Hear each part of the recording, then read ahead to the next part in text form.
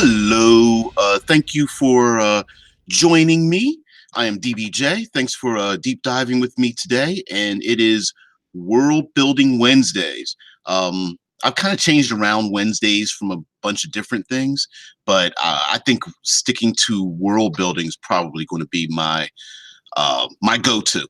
But anyway, today's live stream is going to be about three common mistakes of world building.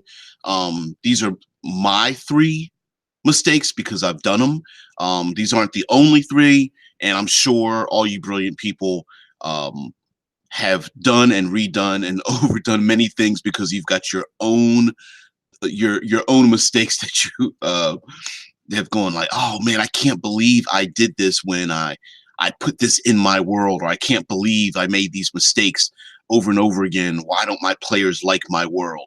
But these are just my three, and we'll go through them little by little.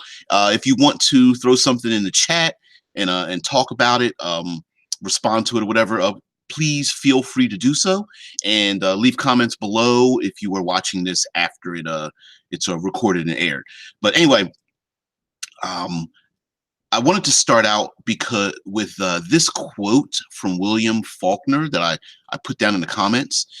It's, "In writing, you must kill all your darlings."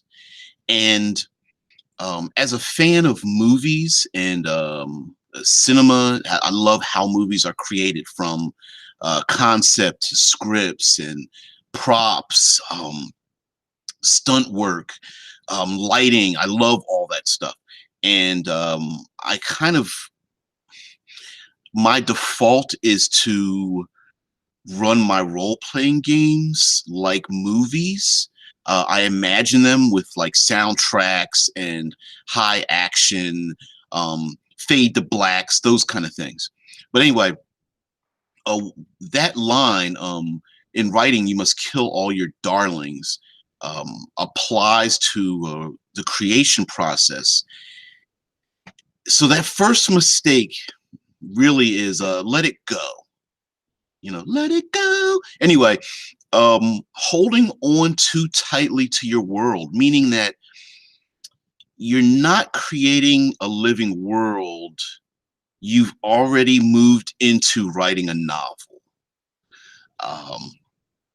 It's not allowing. When creating a world, you have to include the player characters. Just as a player character that creates a character must live in this world with other people, your world must have a place for your player characters. They must be able to walk around in it, have an impact on it, feel important. They must be able to use and abuse your world. They're going to do things in your world that you're not going to like. They may not respond to the things that you want them to respond to. They may find things that are the most minute piece of information. They may think that it's the most important piece of information in the world, and they may ignore huge world-altering events that you've planned for them. Doesn't matter. Build in space to have your world become destroyed. I don't mean like cataclysmic. What I mean is the Hidden Thieves Guild that is suddenly exposed to the public. Allow that to happen. The knightshood that one of the player characters exposes that's corrupt. The goblinoid countryside that has been rampaging. The player characters somehow convince them to have some kind of diplomatic action or whatever. Doesn't matter. The thing is that you need to allow it to grow, to breathe, to change in ways that you hadn't thought of. And of course, if you're starting your player characters at very low levels, this is going to be a minor thing. And so allow those changes to be minor. Will the player characters burn the fields of a major farmland? Will the player characters defeat a great evil and spread the wealth around, making a poor section of your world suddenly flush with cash. Allow those things to happen, allow it to move, allow it to breathe. Um, come back to come back to your world again and see where it's gone in 2 months or 5 months after the player characters have invested in something. Um, Allow the weather and the seasons to change your world from, the trade route that is the most populous to now it's blocked with snow or debris or mudslides or something. Just leave in space for you and especially the player characters to have a big impact. Now, I will say that if you're playing more of a gritty world, or your player characters are like they're like the grunts in a giant army, it's not that their actions will change the world in a global sense, but that the player characters feel that their actions are important, that the barkeep that they overtip really appreciates their business. Um, that the goblinoid chieftain that they've made diplomatic relations with really appreciates the fact that they took the time to actually speak to what their concerns were, even though their culture may be different than the dwarven holds that they've been raiding or something. Allow the NPCs to think of the player characters in different ways and have an impact on their life, even if it's just the the motherly halfling woman that bakes pastries for them when they come back from their adventures and has something ready for them, or the local dog or cat that runs around the town that just happens to fall in love with the barbarian or the druid or something, and every time they come back to this area of the town, they're happy to see them wagging their tail, or the cat just rubs against their leg or something. Let little pieces of impact affect them, knowing that they're big or small, they're having an effect on the world. Now, the second mistake is show don't tell. Too many details, not enough broad strokes. Now, this is kind of a oxymoron, because more often than not, we don't. It is role playing and it's in our minds, especially with theater of the mind. But show don't tell means that um, don't drop a ton of block text on top of them, right? Don't read off 20 pages of history that your player characters must all memorize for them to engage in the world. What show don't tell means is that allow actions to flow around them that expresses the world that they're in, right? So let me give you a couple of examples. Player characters come into town, and you describe the people are moving, eyes downcast, holding their clothing to them. Children are held tight to their parents, and they don't have time to speak to strangers. They are moving about, furtively looking around with a fearful look in their eye, right? You don't have to say specifically, this is a country with a warlord that has a stranglehold on these people. Now, you can say that, but if you go into too much detail about the history of the warlord and their lineage and the schedules of the people and how many punishments have been dealt out, just show the actions of the people. Don't tell. Show things like images and visions, the tortured, hanging from, in the town square, the scent of, burning bodies and sulfur or something like that. The fact that there is no artwork, no music in this fearful land or whatever. But you can do something else where just how people relate, NPCs relate to the player characters, how they are able to act or interact in strange or bizarre ways, maybe with turns of phrases that are used, how the natural environment has shifted or changed based on where they're at. So try to give very broad details about where they're at, as opposed to like I said, the history lesson. Now, you can always do that with the living history lesson. Here, this is a side note. A good way to drop off block text is to make it exciting. So, for example, the worst way to give information out to your player characters is to have someone sitting there just disseminating things. Like in the second Matrix movie, you had the guy with the white suit and the white beard just explaining the Neo, and it's just like, oh my god, like, no, you want something active. If you take a look at the opening credits of Game of Thrones or the beginning of Lord of the Rings, you had this flyby where you have a map and then you zoom in, and you have this montage of images and things like that. Prue, what's up? Yeah, just talking about world building. Three mistakes of world building. You already know. And in a way, I'm kind of speaking to the choir on this, because um, we world creators are always creating and editing and maneuvering around tons of worlds in our brains. I couldn't imagine what the world would be like if our imaginations became reality. But it sure would be an amazing place to be. Kind of dangerous too, I think.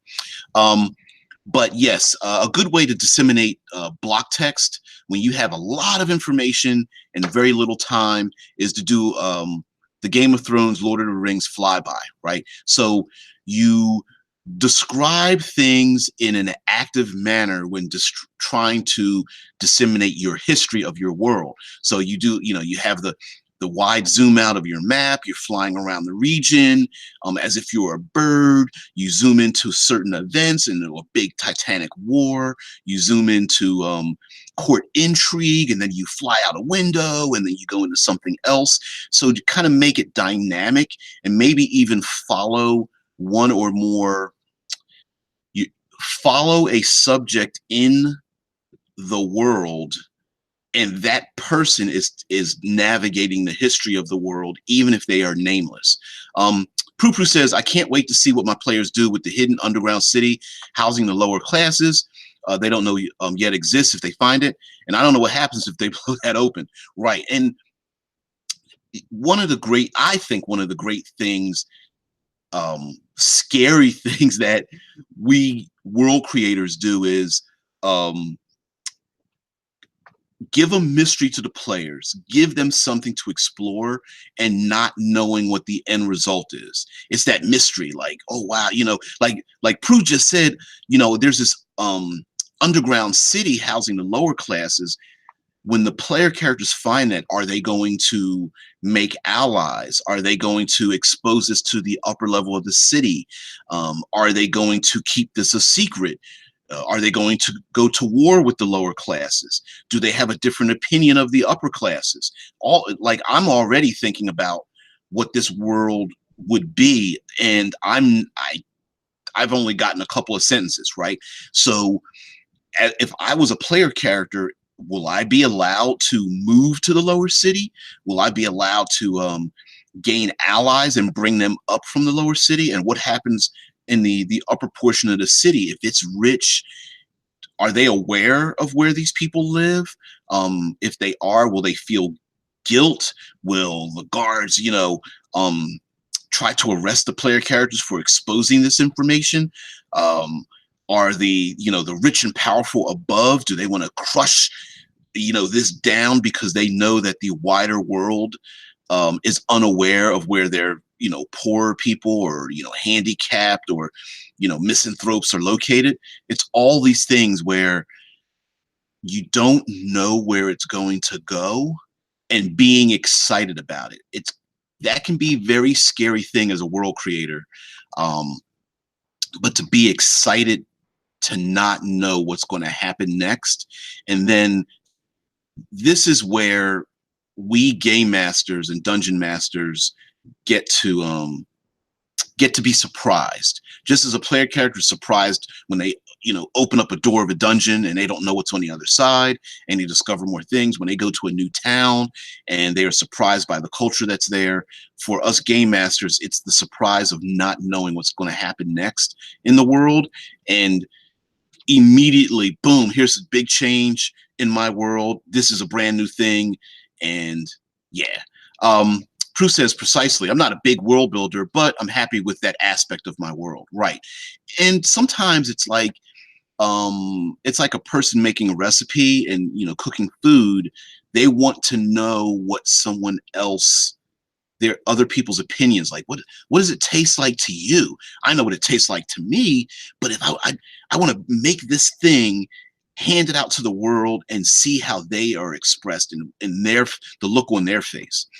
So the third thing in mistaken world building, or one of three mistakes, is too many confusing tropes, trying to be too unique, right?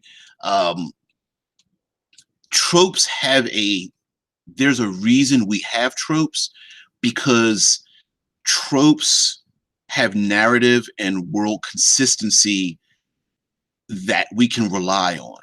Right. So if someone says, well, in my world, elves, they live underground. All right. I get that. So someone says, well, they're like the drow. No. They're not drow. They live underground and they mine, like they're hard workers. They're not the prissy, elves that are, always clean and looking good and stuff. They're like underground and they like to mine ore, and they're dirty and they're like hardworking and they like to drink a lot and stuff. And then the person's like, you mean they're dwarves? Well, no. Dwarves are like the elves and the elves are like the dwarves. It's like, well, why not just leave them dwarves? If your elves are just going to be dwarves, it's just the same thing. You're just reskinning them. And like, no. See, in my world, and when you have too many confusing and unique and modified tropes, your player characters and people who want to, when you're trying to explain your world to other people, they're not going to have anything to latch onto.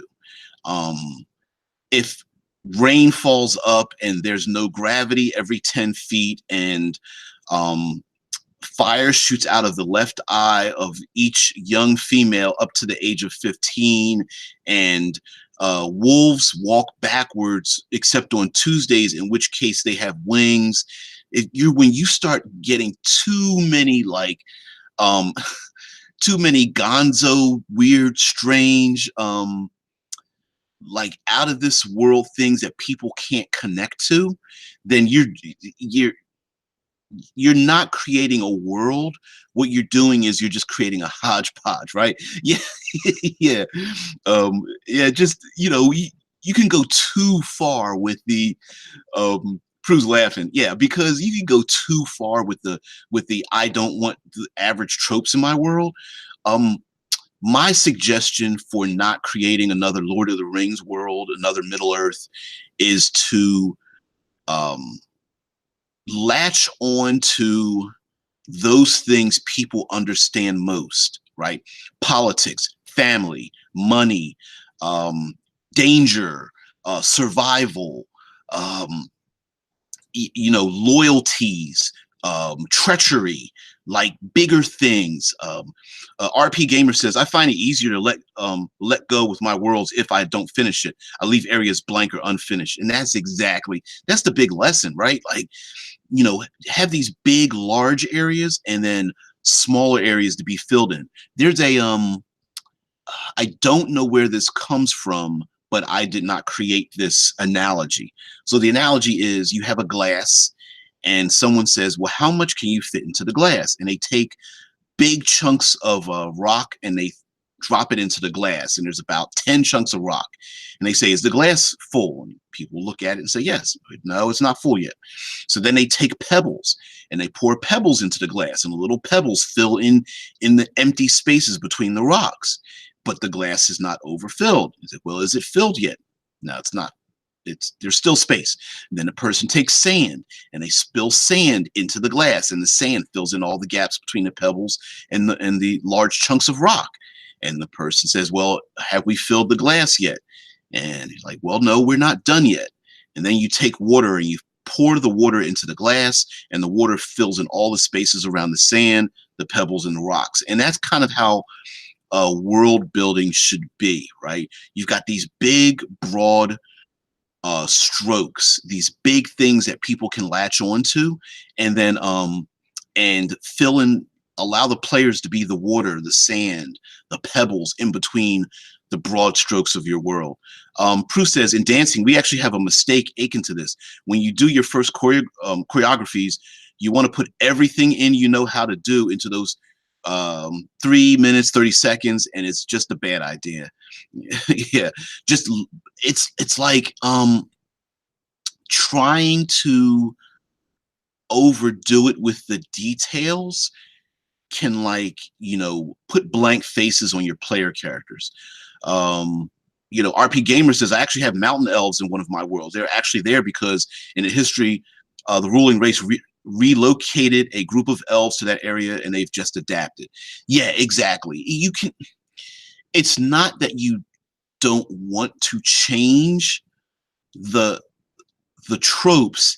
It's that you want to have people attached to it. So, for example, instead of just describing these elves as being like dwarves, if you say these elves were transplanted because of some other event, people understand that. Oh, they were forced to move out. I get that.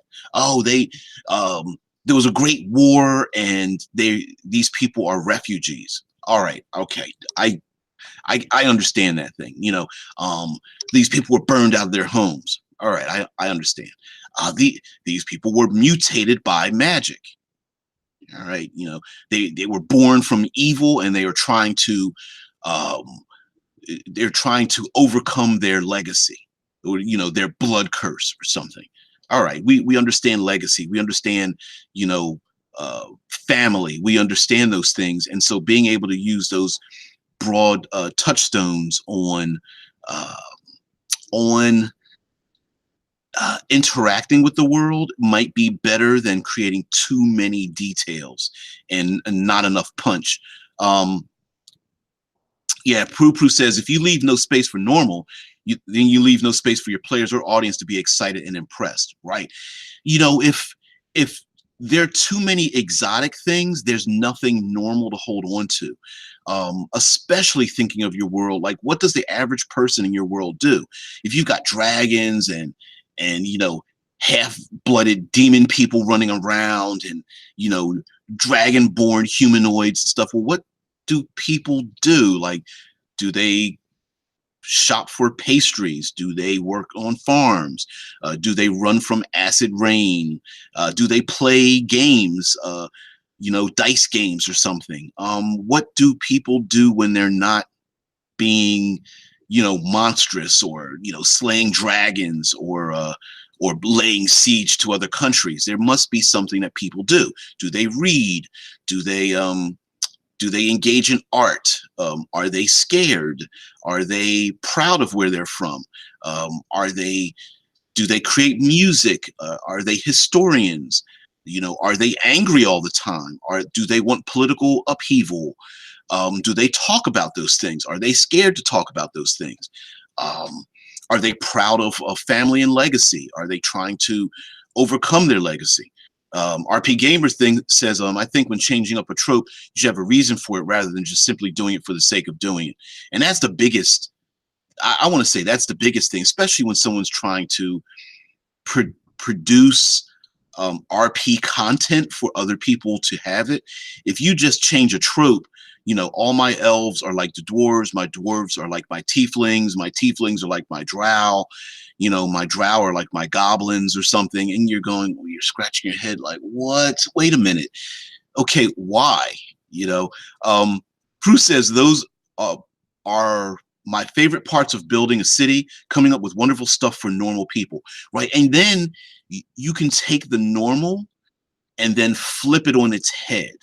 Um, I oh, years ago, um, someone had this thing where in the city there were birds in the city, and the birds were like crows or ravens or something, and they would fly down and grab random things off of people's hats. And it was a common thing for people to place like small little pieces of string or odd items in their hats and would walk around because they wanted the birds to have something to build their nests with. And then there were these festivals where the birds would fly down and grab things randomly, and the people loved it. And I said, "Oh, it's different. It's very I don't want to say it's a common thing, but it's not so exotic that it requires explaining it with otherworldly demons and celestial beings and magic from ancient worlds. It's just there are birds in the city. The people love the birds, and the birds fly down and pick things up randomly. And we yeah, I know the idea of that, right? Because the story ideas we came up with were like, well, what if a bird steals something randomly from an NPC or one of the player characters, like steals a piece of jewelry or steals an important document or something, and then now you've got to chase these birds around the city, and the people don't want you chasing the birds around. um yeah, Prue says it's just a nice little quirk that makes a community alive. And that's what you really want, right? Birds are common. Birds' nests are common. Wearing hats is a common thing. Combining them together just makes this like very cool, unique, almost it makes a thing where you go like, I'd like to visit a place like that, you know. Now not every place you want to visit, if they're you know, it's oppressive and they've got like, you know, slaves and they're like beating people to death in the streets and whatnot. But if you have a beautiful area where um you know, a waterfall or a stream was built around, the city was built around a waterway, and the people make small boats and carve small boats and have them sail in the stream, and the families hang around, and they because they respect their history as an old maritime culture. And so to remind themselves of it, they carve these wooden boats, or they fold them out of parchment and let them sail down this little stream. It's just a really cool small detail that brings something alive. And for example, if you use the city with these birds and hats, that city may not be much different than a city a couple miles down the road, but there's something unique about that city. Oh, this city has birds, and these people respect them, and they will get mad at you if you kill a bird. Maybe a player character decides to use their healing ability to save a bird with an injured wing, and maybe they're given a lot of respect. Um, Prue says, I have a local inn owner who has an herb garden on the roof of her inn. One of my player characters are obsessed with bringing her new herbs for it. You know, I love it. And you know what? How it's like those small things people latch onto. Um, you know, if the it's the here's this person who has this herb garden, right? It really doesn't have any, there's no not game effect. There's no mechanical effect for that, right? There's no die roll involved in, you know, growing an herb garden. But when another player character is like, man, that's cool, and then you bring back this person with these you know, exotic herbs, and then they get to make a meal out of it, and then sit down and just, you know, maybe this person looks at the player characters like, you know, I want to care for them. I want them to sit down and relax and have a, you know, a bread bowl with soup and you know, sprinkle some cheese on top, and it's just wondering, sitting back and you just breathing in the steam as it's poured, you know, fresh from the pot into the bread bowl, and the player characters are sitting around with a bib and they're dipping the bread into the bread bowl and they're just loving it. And so you don't need you don't need spectacle creep for those special moments. You don't need world changing events for people to latch onto things. Sometimes it's those small um, small moments in life. Proust says precisely, the love idles a little humble inn. Um, if I'm pronouncing that right, I believe I mispronounced that. Anyway, sorry about that. But the idea is that uh, you have these small moments and intersperse them with the larger moments, and the world becomes far more normalized. Oh yeah, um, and thanks, Prue. Yeah, um, it's very good to have these normal moments, and then mixing up the trope of the normal moments, and then it feels far more grounded, and you're able to explain the world to your player characters far more far more great. Christy Rand says liked. I hope that means you like the comments. Although if you like this live stream and video and stuff, thank you very much for that. Yeah, I go live at about 6 a.m. Eastern Standard Time, Monday through Friday. Each day is a different subject. Today's just world building and just talking about three mistakes. And of course, I don't want to harp on the negative portion of that, but bringing out the larger, broader strokes to create a better world. Christy Rand says, "What steps you use to build a world?" If I guess you're asking, what steps do I use to build a world? Um, and and yeah, welcome. And RP Gamer says, "That's awesome, Prue. I consider a failure in my world building if my players don't find something interesting in the area." Uh, Full Metal State says, "This is perfect, DBJ. Trying to get ready for gaming this weekend and very rusty." Um, I do the live streams really. It benefits me, I think, more than you guys because it allows me to like exercise my brain. Sometimes you get that you get that mustiness in the brain, and it's hard to dislodge all the cobwebs, and so really it's trying to get that out. Oh, by the way, guys, check out RP Gamers um, channel. Check out the videos, like, subscribe to him, get some notifications and whatnot.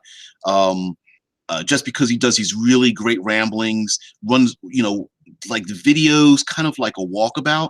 And so it's really great, very peaceful for me anyway. So I love it. So, hey, what's going on there? Lloyd, what's up, man? Yeah, just doing these live streams, man. Congratulations on your Kickstarter. It's just an amazing thing, dude. You just like went from, hey, role playing's new to I'm gonna kick ass with this book. I hope the artwork and the layout is coming along really well. The artwork that has been placed out, the not just the art but the layout stuff that I've seen is excellent. So yeah, dude. So in short, let's summarize a little bit. Um, Three mistakes: let it go, show don't tell, and watch out for those confusing tropes. So yeah, yeah. There's every Sunday or every other Sunday I do something called um, Creators Conclave, and it's just my way of trying to get together. Right now, I'm getting together with the YouTube channel Darius Jonah. I want to bring other people into the Creators Conclave, so those people who are YouTube content creators can get onto like a panel and yeah, exactly. Get onto a panel and talk about things. RP Gamer says, definitely check me out. Self promotion. Yeah, sometimes you got to plug yourself, if for no other reason to have people see what you're doing, if they like it, those kind of things. I really don't understand the idea of like thumbing down somebody and not explaining why. It's like, well, if you don't like what they're doing, either express it creatively and constructively, and then saying, oh yeah, hey, I like what you're doing, or hey, if you change this just a little bit, that would be awesome, or just saying, well, I'll just move on to something else. So yeah, World Building Wednesday, thought I'd talk about some world building things. Just basically summarizing Part two, let it go. Basically, create your world, allow it to be used and abused by your player characters. Show, don't tell. Basically, don't drop a bunch of text on somebody. Allow people to engage in the world and the people in it and the environment, and letting the world explain to them what it's like. And then too many confusing tropes is basically don't change things just to be tropey, just to be different. Have really good reasons for it. Thanks, Prue. Really enjoyed it. She says, "Good job." I really appreciate that, and thank you for all of you for being such positive, motivating forces in my life. Just because sometimes it feels like we creators are speaking into the ether, and we don't know what impact it's having on other people. So yeah, we appreciate that. And thanks, Floyd, for dropping in. Appreciate that, dude. And we'll don't feel any guilt. We'll get together. We'll talk. We'll do a panel. What the hell? We'll do something. And especially if you're going to work on another project, like you're going to have to do a follow up to Iscloth. So maybe keep me in mind. Everybody have a very good day. Thanks, Prue. Thanks, Christy Rand, for joining in. RP Gamer, love what you do. Keep on doing it. And like I said, like, share, subscribe to RP Gamer, and everyone else who doesn't have too many subscribers, because you never know. So anyway, everyone have a very good day. I'm DBJ. Gotta go off to work. I'm out.